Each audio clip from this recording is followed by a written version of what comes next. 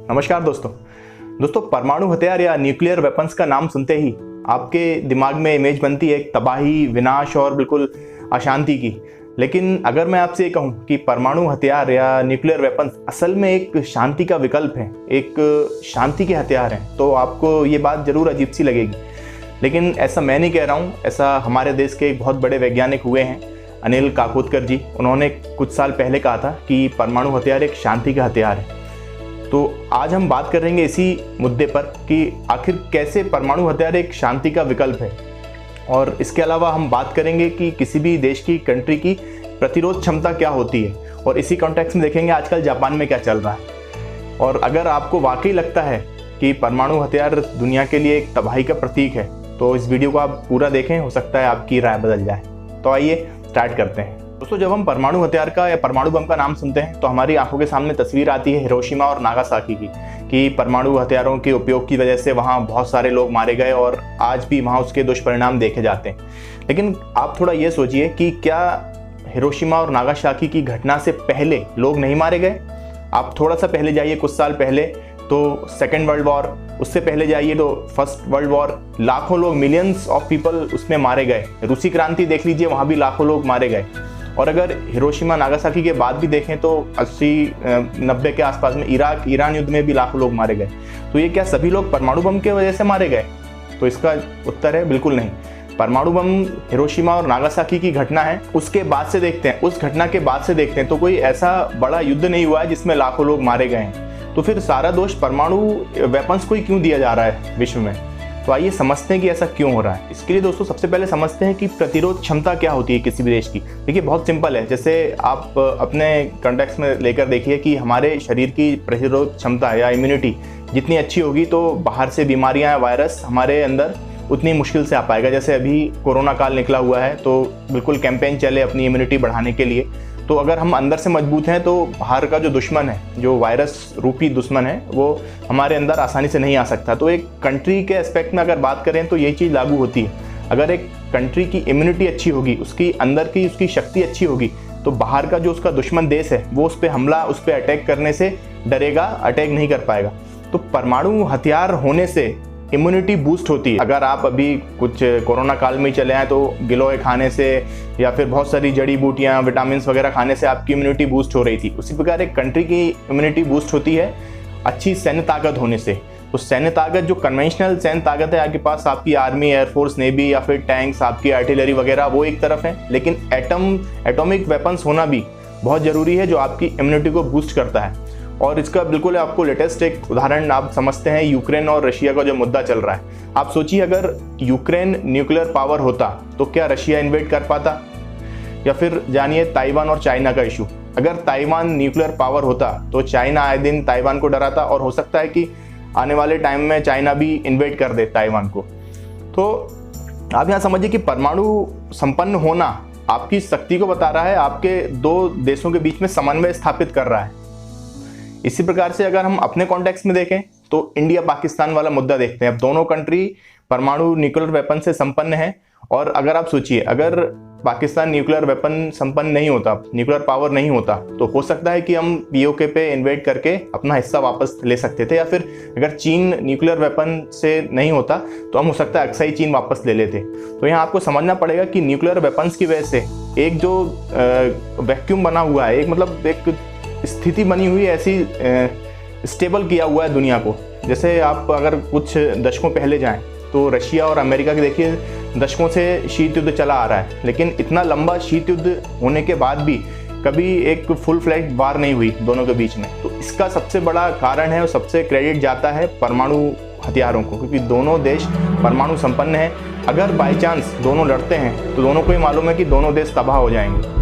इस कारण से परमाणु वेपन ने दो बड़ी शक्तियों को विश्व में लड़ने से रोका है, और हो सकता है अगर वो लड़ जाते कभी तो दुनिया खत्म हो जाती, तीसरा चौथा कुछ भी वर्ल्ड वार हो सकता था। इसका सबसे यूनिक एग्जाम्पल है इजराइल। आप देखिए, इजराइल तो चारों तरफ अपने दुश्मनों से घिरा हुआ है। पहले भी कई बार इजराइल पे अरब कंट्रीज अटैक कर चुकी हैं, लेकिन इजराइल का कुछ बिगाड़ नहीं पाई। और अब तो इजराइल न्यूक्लियर पावर है, तो अब तो सवाल ही नहीं उठता उससे लड़ने का। तो मिडिल ईस्ट में जो ये थोड़ा शांति सी लगती है वो इसी कारण है, न्यूक्लियर वेपन की वजह से। आइए अब जानते हैं कि भारत किस परमाणु सिद्धांत पर चलता है। देखिए, भारत का परमाणु सिद्धांत है विश्वसनीय न्यूनतम प्रतिरोध क्षमता। मतलब सबसे पहले तो हम नो फर्स्ट यूज़ की हमारी नीति है कि हम किसी पे भी न्यूक्लियर वेपन अपना फर्स्ट यूज़ नहीं करेंगे जब तक हम पे अटैक नहीं होता है न्यूक्लियर वेपन का। और दूसरा है जो भी नॉन न्यूक्लियर कंट्रीज़ हैं, मतलब जिनके पास अभी परमाणु क्षमता नहीं है, उन पर कभी परमाणु हथियार का यूज़ नहीं करेंगे। तो देखिए, वो चीज़ तो एक जहाँ तक ठीक लगती है, जो दूसरा वाला है सेकंड है, लेकिन फर्स्ट जो नीति है नो फर्स्ट यूज़ वाली, पहले प्रयोग नहीं करेंगे, तो यहाँ थोड़ा आजकल उसकी आलोचना भी हो रही है और फिर से ऐसी चर्चाएं चल रही हैं कि इस पर विचार करना चाहिए।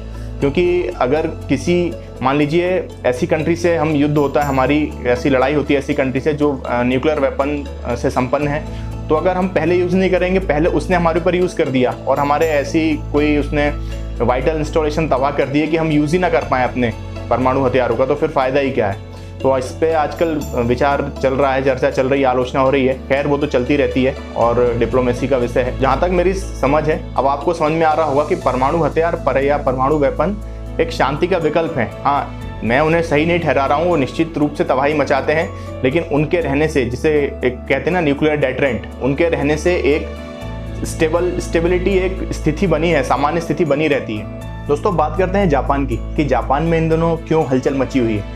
तो अभी कुछ दिनों पहले ही जापान के पूर्व प्रधानमंत्री थे जो शिंजो आबे, उन्होंने एक बयान दिया था और उन्होंने मांग की थी कि अमेरिका जापान को न्यूक्लियर वेपन्स प्रोवाइड कराए या फिर न्यूक्लियर शेयरिंग प्रोग्राम में उसको शामिल करे। अब ये न्यूक्लियर शेयरिंग प्रोग्राम क्या होता है?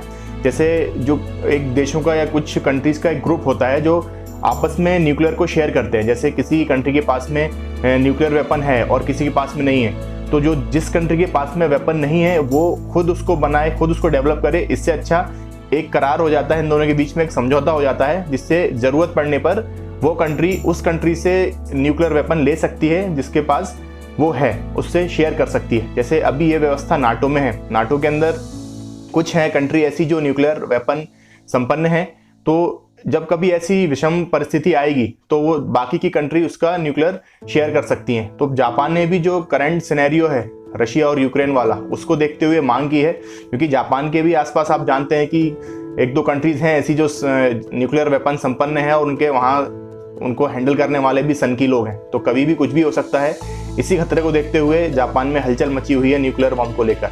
और देखिए, एक हद तक ये सही भी है, क्योंकि आप देखें अभी कुछ दिनों पहले ही फिनलैंड और स्वीडन, जो कि सबसे ज़्यादा खुशहाल देश माने जाते हैं, सारे जितने दुनिया भर के इंडेक्स होते हैं उन सब में सबसे टॉप पर रहते हैं। विश्व हैप्पीनेस इंडेक्स में भी वो टॉप पर ही आते हैं, ये स्वीडन और फिनलैंड। इसके बावजूद भी जब उन्होंने अभी नाटो से संपर्क किया और नाटो में ज्वाइन होने को लेकर कुछ बात करी, रशिया के बॉयकॉट के लिए बात करी, तो रशिया ने सिर्फ एक बार धमकी दी पुतिन ने और वो वापस से लाइन पर आ गए।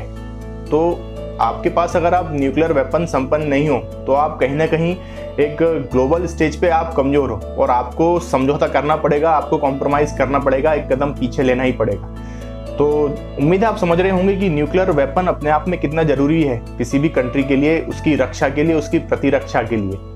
देखिए, न्यूक्लियर वेपन का जो डर है, इसी डर की वजह से दुनिया में आज शांति कायम है कुछ हद तक।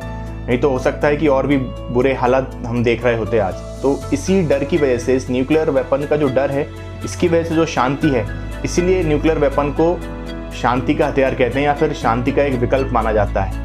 तो उम्मीद है कि आपको समझ में आया होगा कि परमाणु हथियार होना किसी भी कंट्री के लिए क्यों ज़रूरी है, क्यों आवश्यक है। आज के लिए इतना ही, मिलते हैं अगले वीडियो में। धन्यवाद, जय हिंद।